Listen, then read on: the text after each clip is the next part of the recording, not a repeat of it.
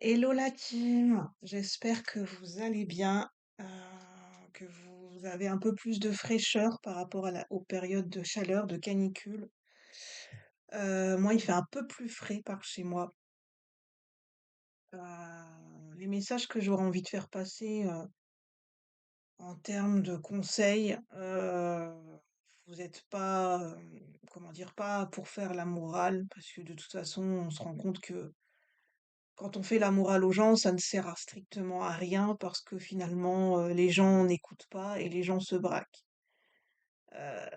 Parce que c'est la manière dont c'est amené, c'est malvenu et de toute façon, quand on y pense, on est tous et toutes pareils. On aime, enfin, voilà, personne n'aime être, personne n'aime qu'on lui fasse la morale, au final.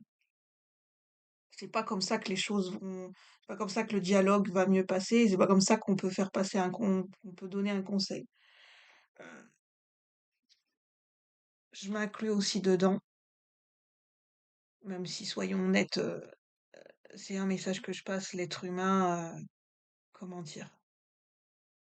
En général, l'être humain est complexe parce qu'en général, on sait, comment dire, on sait la bonne attitude. C'est pas pour autant qu'on a envie de le mettre en application, soyons honnêtes. En général, l'être humain n'a pas envie de changer ses habitudes de vie, n'a pas envie de changer son mode de fonctionnement, sauf s'il y est poussé, s'il y est contraint par une force extérieure ou une force intérieure, c'est-à-dire euh, tellement de résistance intérieure que, à un moment donné, ça provoque, je sais pas, un inconfort, une douleur que l'être humain, ben, il a plus le choix que de changer. L'être humain n'aime pas le changement. Je parle, bien sûr qu'il existe des exceptions, hein, je mets pas, je parle de façon générale, l'être humain, voilà, au sens global. Hem, heureusement, bien sûr, il y a des exceptions, hein. C'est ce qui fait avancer, le collectif. C'est pas pour, comment dire?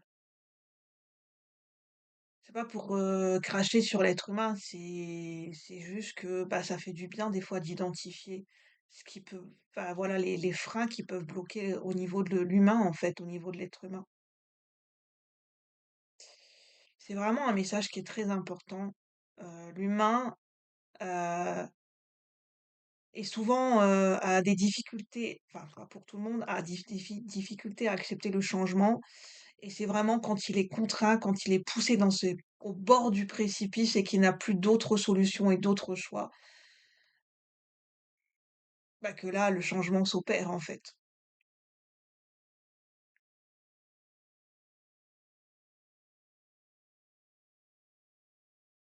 Là, j'ai un gros blanc. Ça me fait bizarre, en clair-sentience, je ressens un gros blanc. En fait, j'ai vraiment ce ressenti quand l'être humain n'a plus rien à dire, à notre ego, notre mental, quand quand il a plus de réponse. Vous savez, notre ego, il a beaucoup de réparties. Il va toujours argumenter. Oui, mais tu sais, oui, mais tu comprends, il y a ça, il y a ceci, il y a cela. L'ego va donner 36 000 raisons pour ne pas faire quelque chose.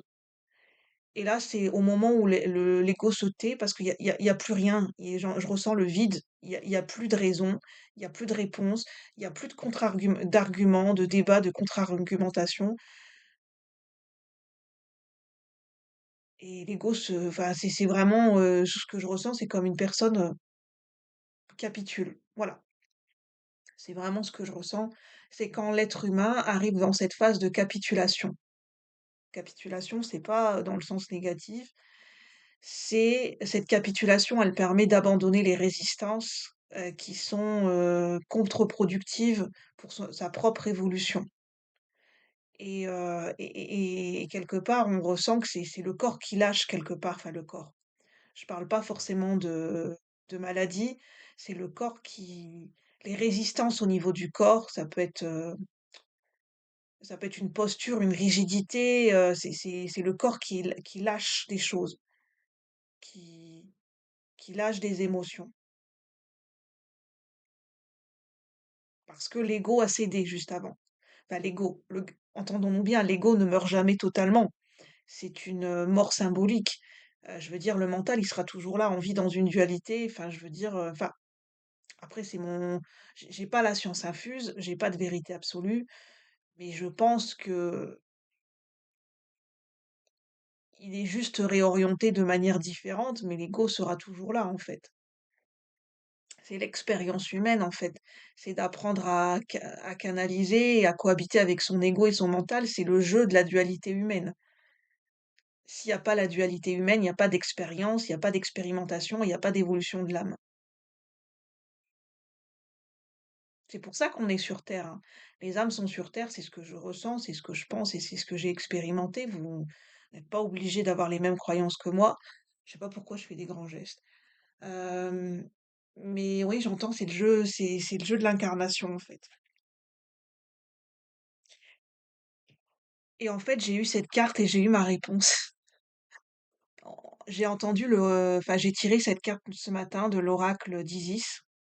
Je suis très accompagnée, enfin je vous l'avais dit, hein, que j'avais pressenti, pour ceux qui ont vu j'ai tourné un tirage et une vidéo, je vous avais dit que pour la fin juin, il y aurait cet accompagnement par l'énergie, de la déesse Isis, par rapport à tous les grégores et tout ce qu'elle représente, toute l'énergie qu'il y a autour de l'énergie de la déesse Isis et de son égrégore, bah, c'est vraiment cet accompagnement et le soutien de l'égrégore qu'il y a autour de la déesse Isis que je ressens et qui est présente, voilà.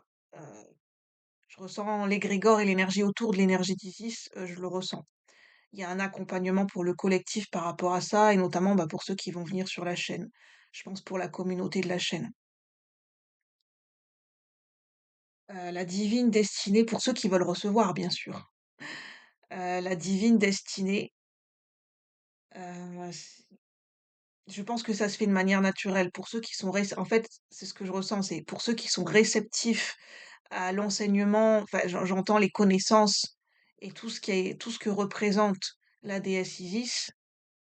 Si vous êtes réceptif à ça, vous n'êtes pas contre, j'entends au niveau émotionnel ou au niveau où vous n'avez rien contre, vous êtes la réceptivité, ça se fait de manière naturelle, en fait. Par contre, si, par exemple, tout ce qui se rapporte à la déesse Isis ou au panthéon égyptien, c'est pas en accord avec vos croyances, bah, de toute façon, de manière naturelle, vous serez pas dans la réceptivité donc bah, c'est tout, en fait, ça se fera uniquement pour les personnes qui sont OK. Mais en fait, la réceptivité, ça se fait de manière naturelle. La voix du guerrier divin, la divine destinée. J'entendais le retour du masculin sacré. Alors, j'ai canalisé un autre message, c'est que c'est important de ne pas réduire l'énergie du masculin sacré parce que des, ça ne représente pas le masculin sacré, c'est pas forcément votre autre.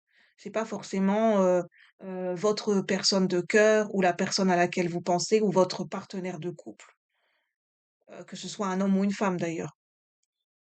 Mais je parle de polarité, du masculin sacré, celui qui dans le couple, qui porte l'énergie du masculin sacré, mais l'énergie du masculin sacré, elle est pas forcément matérialisée sous forme d'une personne. C'est une énergie, c'est un archétype, c'est une polarité, c'est le principe féminin, le principe masculin. Enfin, si on suit la voie du principe du yin et du yang.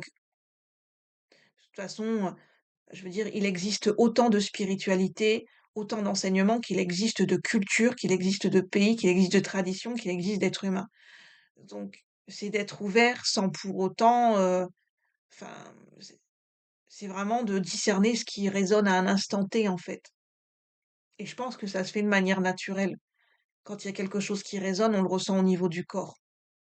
On n'a pas besoin de se poser 36 000 questions.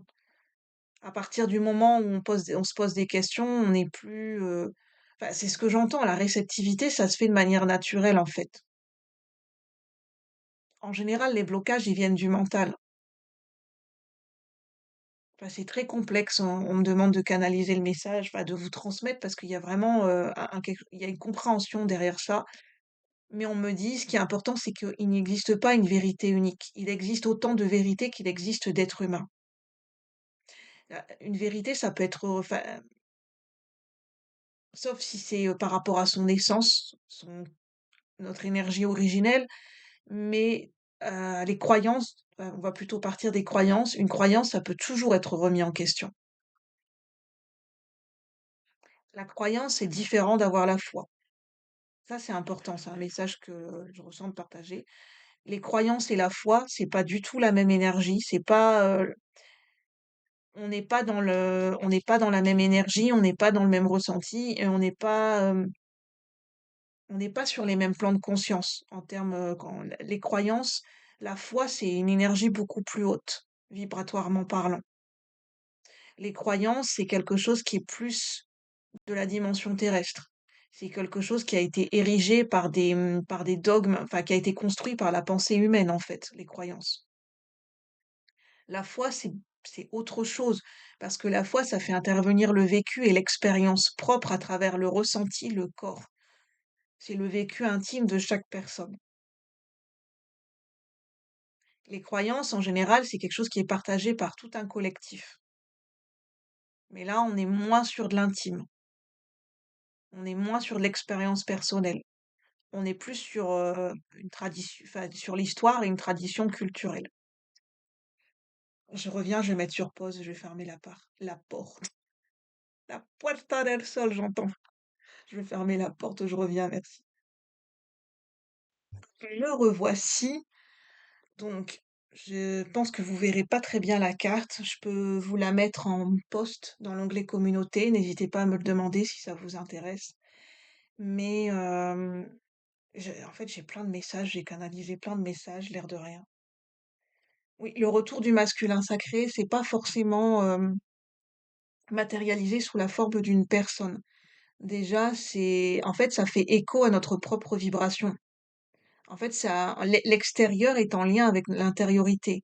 C'est-à-dire que l'environnement extérieur répond. Alors, est-ce que c'est une loi unique? Parce que là, on tombe dans le côté dogmatique. Non. Il n'y a pas que ça à prendre en compte. euh, Parce que c'est réducteur de dire que l'extérieur répond à notre intérieur. Euh, c'est là où je commence à comprendre qu'il peut y avoir des pièges dans la spiritualité parce que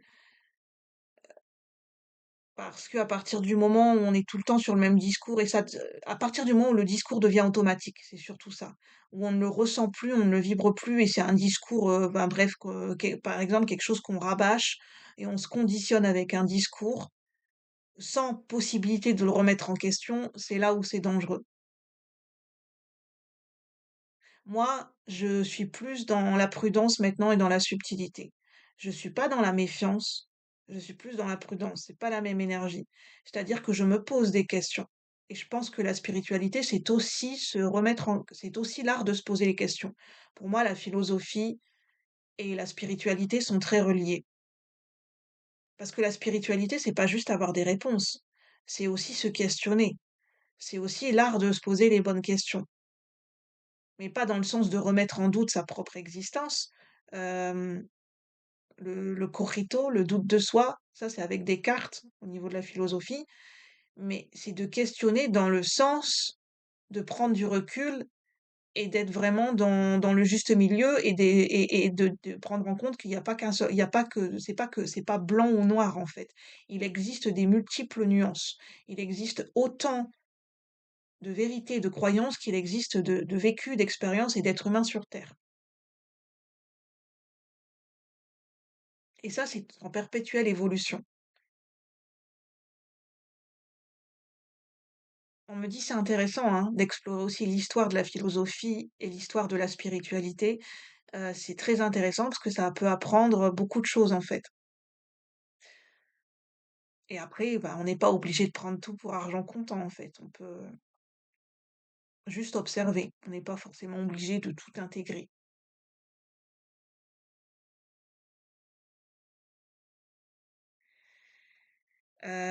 Donc le retour du masculin. En fait, j'ai eu cette énergie, le retour du masculin sacré,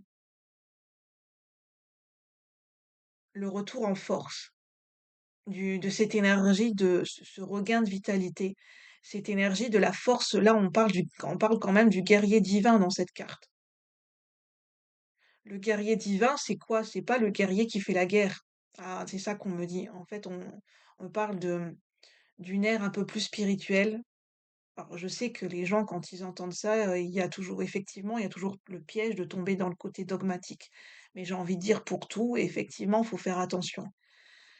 Heu, c'est sûr que de toute façon, ce que j'entends, c'est que l'être humain aura toujours besoin d'enfermer les choses dans des concepts, dans des mots, dans des théories, parce que c'est propre à l'être humain, parce que c'est pas quelque chose à complètement à rejeter ou à bannir. J'entends l'être humain a toujours fonctionné comme ça. Il il peut pas changer du jour au lendemain parce que ça serait dangereux pour la psyché humaine, c'est ce que j'entends. On ne peut pas enlever, complètement les modes de fonctionnement de l'être humain parce que c'est justement en fait, on me dit: «L'enfer est pavé de bonnes intentions». C'est ça, là aussi, la subtilité, c'est que, des fois, en voulant faire le bien, on utilise des moyens qui sont pas forcément, je sais pas comment expliquer. On n'est pas forcément dans l'énergie la plus juste, en voulant faire le bien. Parce qu'on est dans la volonté d'eux et quand on est dans la volonté d'eux, on est dans le contrôle.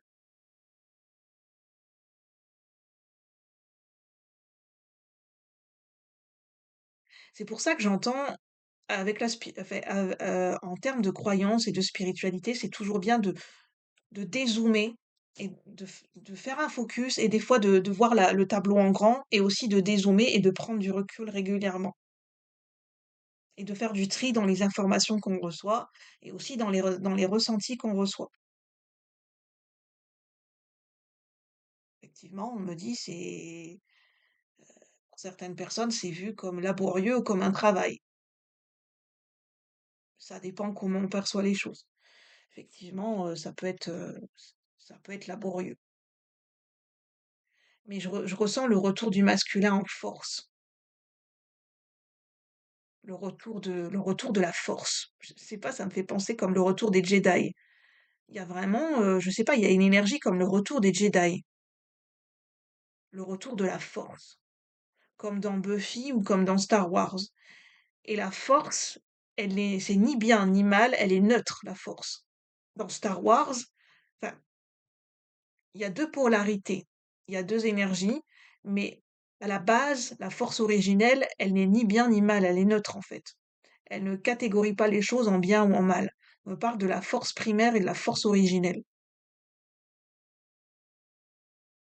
avant la construction des sociétés.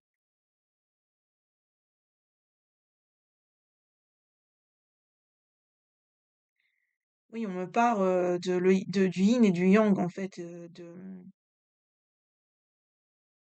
on peut pas séparer les énergies, on peut pas séparer les gens, on peut pas séparer les concepts, parce que tout se mélange en fait. Ça fait comme une tambouille. Ça se transmute, ça se transforme et après ça donne une pour chaque être humain, ça donne une forme différente. Il y a l'idée de mutation, de transmutation, du côté, oui, d'alchimiser les choses. C'est ce qui se passe en ce moment au niveau du collecté. Il y a une alchimie, il y a quelque chose qui est en train de prendre. La mayonnaise, elle est en train de prendre, c'est plusieurs énergies, enfin, ouais, plusieurs énergies qui se mélangent entre elles, en fait. J'entends la mayonnaise est en train de prendre.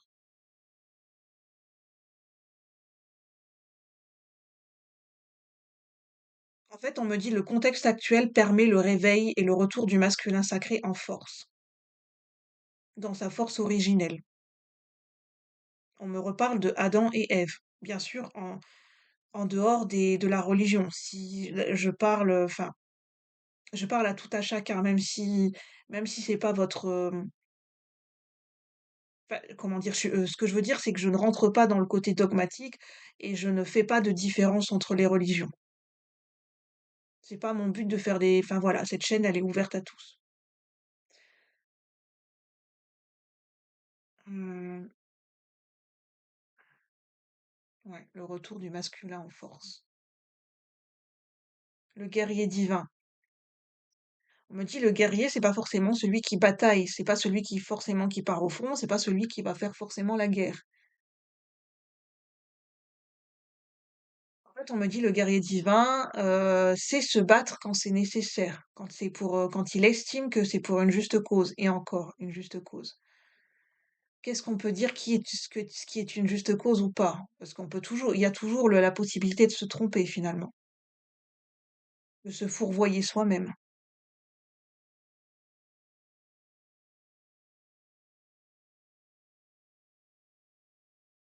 De toute façon, on me dit l'erreur permet d'avancer, permet d'évoluer. Faire des erreurs, ça fait partie du jeu de l'expérience humaine aussi. L'être humain, il n'est pas là pour être parfait. J'entends, il est perfectible. Je reviens toujours au même, c'est le jeu de l'expérience humaine. L'âme a besoin de se souvenir, de récupérer des mémoires, de se réveiller, enfin de récupérer, j'entends de récupérer ses mémoires, de récupérer des énergies disparates. Elle a besoin de récupérer quelque chose, l'âme. Est-ce que c'est son pouvoir personnel? Est-ce que c'est son intégrité?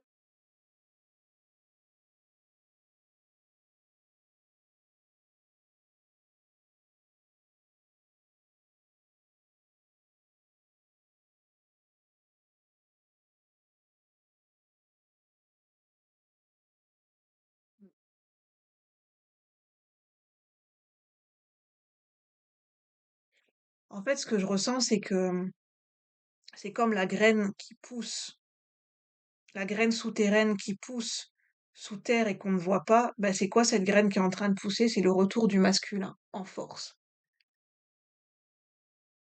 Un masculin, une nouvelle énergie masculine 2.0, j'entends. Avec de nouveaux concepts, enfin j'entends de nouveaux concepts, de nouvelles façons de penser, de nouvelles façons d'agir, comme un ordinateur qui a complètement été reconfiguré. Euh, une énergie masculine qui sera plus opérationnelle.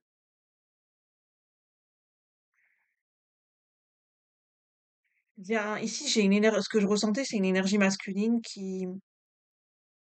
parce que j'avais aussi ces cartes qui m'appelaient, enfin, c'est pas des cartes, c'est des cartes postales, mais en fait, j'ai visualisé cela dans ma tête.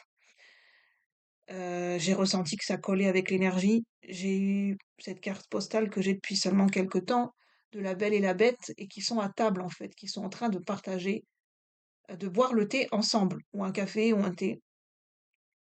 Et j'ai vraiment cette énergie improbable, où deux énergies opposées se rencontrent pour discuter. J'entends pour jouer carte sur table. Enfin, les opposés se rencontrent.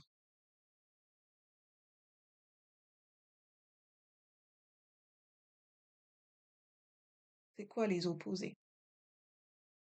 Deux situations, deux énergies qu'on n'aurait jamais pu imaginer, qui se seraient mis ensemble dans le sens de s'asseoir à une table et de parler, enfin, enfin,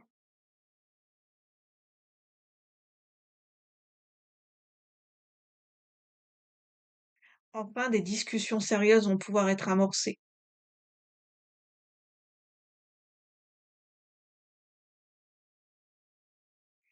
Mais ce que j'entends, c'est pas forcément, tout n'est pas forcément gagné. Il y a la volonté de mettre son ego de côté, mais j'entends entre ce que l'on veut et ce que l'on est prêt à faire comme effort et à matérialiser et à agir dans le sens d'eux, j'entends, ce sont 2 réalités différentes.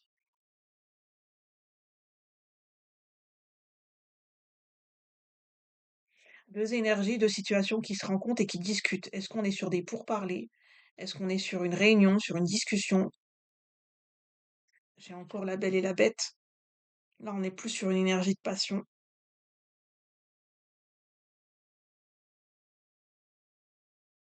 En fait, ici, j'ai l'énergie du masculin qui n'est pas forcément matérialisée sous la forme de votre autre ou de la personne à laquelle vous pensez. Ça peut, vous parler dans votre propre vie, c'est très important.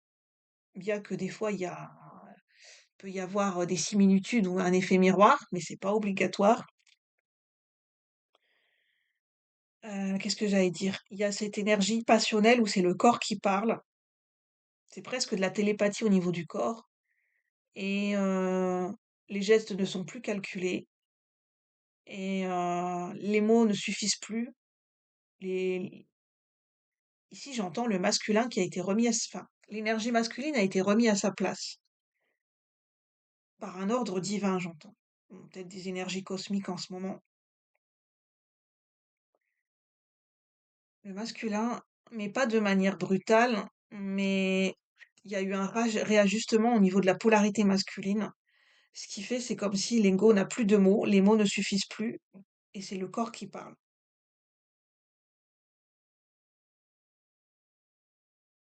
J'ai l'énergie masculine qui se laisse petit à petit aller, qui s'ouvre à ses désirs et qui s'ouvre à recevoir, et qui est plus à l'écoute de de sa propre énergie, de son propre féminin sacré, enfin, de la polarité du féminin sacré, de sa propre énergie féminine. C'est-à-dire, c'est un masculin, enfin une énergie masculine qui est prêt, le masculin sacré qui est prêt à dialoguer, à s'asseoir autour de la table avec cette polarité féminine pour discuter, et même avec ses émotions. C'est un masculin qui est prêt à recevoir ses émotions à table et de dialoguer avec ses émotions.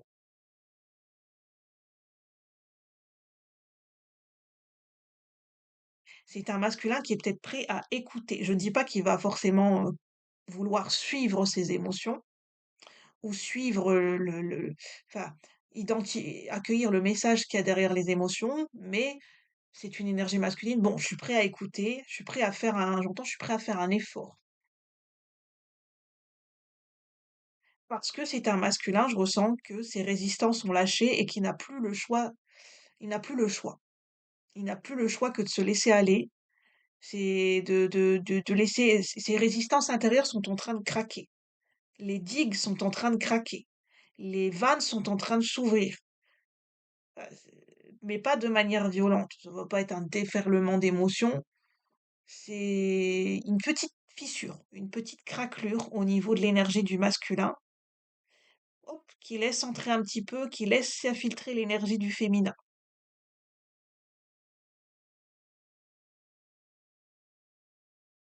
C'est le masculin qui se laisse un petit peu à son insu inspiré par le féminin. Et je parlais d'énergie improbable, on a le chaperon rouge et le loup. Cette carte, en fait, quand j'ai eu cette carte, ça m'a fait appel à cette carte du Dixit. J'ai eu ce flash dans ma tête et en fait, pour vous dire, il y a des jeux que je connais très bien. Je connais très bien mes jeux d'oracle. C'est important. Je sais, j'ai une mémoire visuelle. Des fois, je me souviens de telle carte, dans quel tarot elle se trouve ou dans quel oracle elle se trouve. Et souvent, on me l'envoie en flash, en image visuelle dans ma tête. Et je me dis: «Ah oui, je sais à quoi ça fait référence et je sais, avec quelle carte et avec quelle énergie ça va parler». Et je sais que ces 2 cartes, elles parlent ensemble. Le Dixit, c'est un jeu de société. Le chaperon rouge, c'est pas anodin, hein, comme, conte, parce qu'il y a beaucoup de symbolique derrière le chaperon rouge. L'énergie du loup, j'entends à pas de loup, quelqu'un qui, enfin, à pas de velours.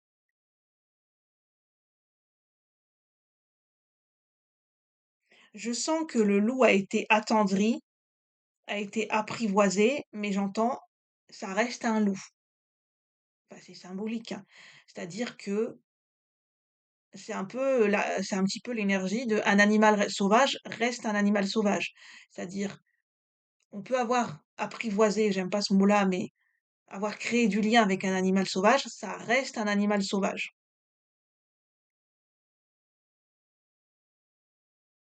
Ce que j'entends, c'est que on ne peut pas changer quelqu'un. On ne peut pas apprivoiser quelqu'un, quelqu'un ne peut pas devenir l'opposé de ce qu'il est. C'est-à-dire que le masculin, il va pas se transformer enfin, je veux dire, un masculin ne va pas se transformer en l'énergie féminine. En termes de polarité, déjà, on va parler en termes de principe. Le masculin, il va pas se transformer en énergie féminine. Il se laisse inspirer, il se laisse alchimiser, Mais en fait, il va intégrer l'énergie masculine va intégrer une nouvelle configuration de l'énergie masculine. Elle va pas se transformer en énergie féminine. En fait, c'est ce qu'on veut me dire, c'est que par là, c'est un exemple. Vous allez pas du jour au lendemain, quelqu'un qui a toujours eu du mal à exprimer, que vous soyez un homme ou une femme, hein, quelqu'un qui a toujours eu du mal à exprimer ses émotions, quelqu'un qui ne s'est jamais ouvert à sa créativité ou sa sensibilité, du jour au lendemain, vous n'allez pas le transformer en une autre personne, heu, quelqu'un qui va devenir du jour au lendemain plus sensible et qui va écouter ses émotions et non, c'est pas comme au marché, en fait, on fait pas enfin, je veux dire, on change pas une personne comme on va faire ses courses au marché. Ici, ça en fait, c'est un message très important pour dire on ne peut pas enfin, voilà, on ne peut pas changer les gens.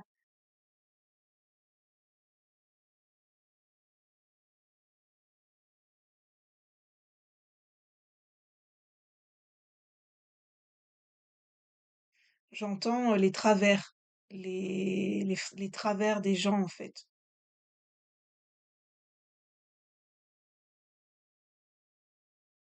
En fait, ce que j'entends, c'est pour qu'une personne puisse changer, ben, déjà c'est pas l'extérieur qui intervient, généralement, c'est une transformation intérieure.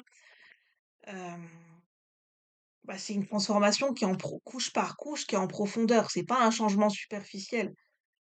C'est un changement qui s'opère sur plusieurs étapes. C'est un long processus, c'est un changement qui peut durer des années.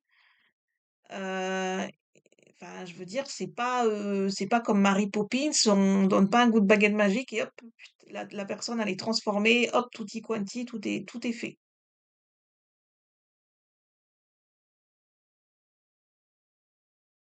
En fait, ce que j'entends, c'est que c'est pas forcément c'est lié à une perception des choses qui est biaisée. C'est-à-dire que, ah bah, si la personne change, bah, là, au moins, on pourra se mettre ensemble. Enfin, là, ça va coller. Non, ça marche pas comme ça. Parce que on est dans le contrôle.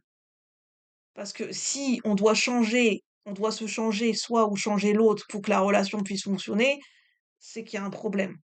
C'est que déjà, à la base, il y a une incompatibilité. C'est que, enfin, si la personne, elle doit changer totalement qui elle est pour que 2 personnes puissent fonctionner ensemble et puissent, enfin que, enfin voilà, la mayonnaise puisse prendre, j'entends ça marche pas comme ça, en fait. Parce que, enfin, je veux dire, la connexion, elle est normalement, la connexion, elle est limpide, elle est fluide, l'amour est au rendez-vous. Enfin, on n'est pas dans le monde des bisounours, mais ce que je veux dire, c'est que, enfin, c'est comme 2 pièces enfin, 2 pièces qui s'imbriquent l'une l'autre, en fait. C'est juste que si ça fonctionne pas à un moment donné, c'est que, bah, c'est pas la bonne pièce. Enfin, c'est pas la bonne combine ou du moins, c'est pas la bonne combinaison. Vous avez pas encore trouvé la bonne combinaison pour que ça puisse matcher entre vous. Vous avez pas encore trouvé le bon code du coffre-fort.